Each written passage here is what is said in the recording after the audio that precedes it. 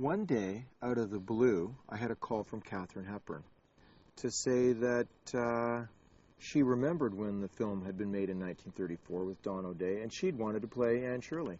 And she'd always been disappointed that that never happened. And she offered me an idea.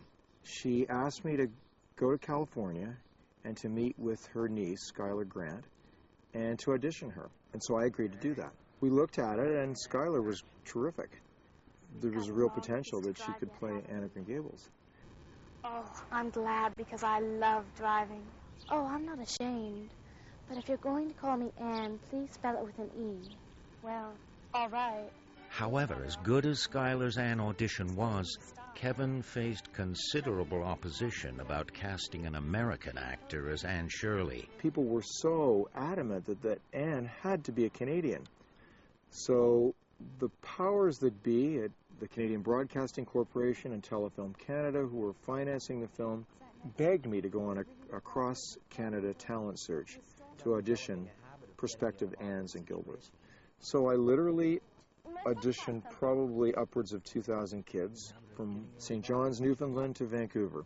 And I had casting agents working across the country, but I quickly realized through the process that I was not going to find Anne of Green Gables sitting in a field in Saskatchewan, that I really needed someone who was a seasoned performer that would have the ability to play Anne.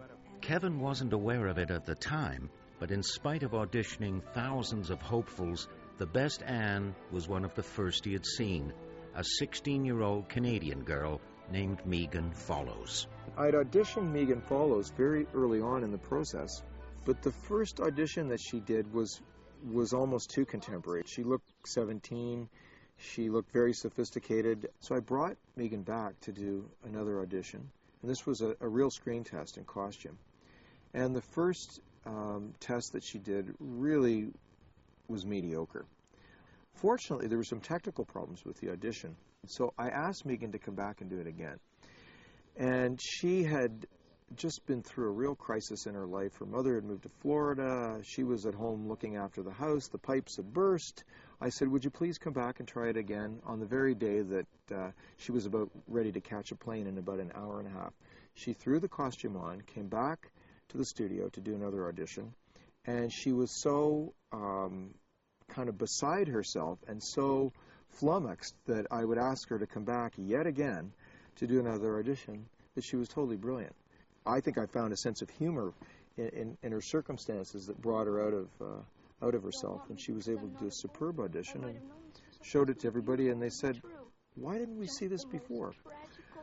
I offered the role of Diana to Schuyler, so ironically, she auditioned for Diana, and it was easy. We gave her the part, and I think they played two very fast friends on screen, and the relationship that was depicted on screen also happened off screen as well.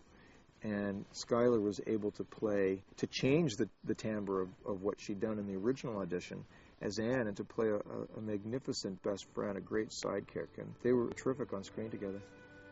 Kevin had two other key roles to fill, Marilla and Matthew Cuthbert.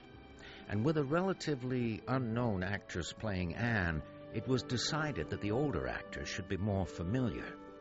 But the casting of Colleen Dewhurst as Marilla took Kevin completely by surprise.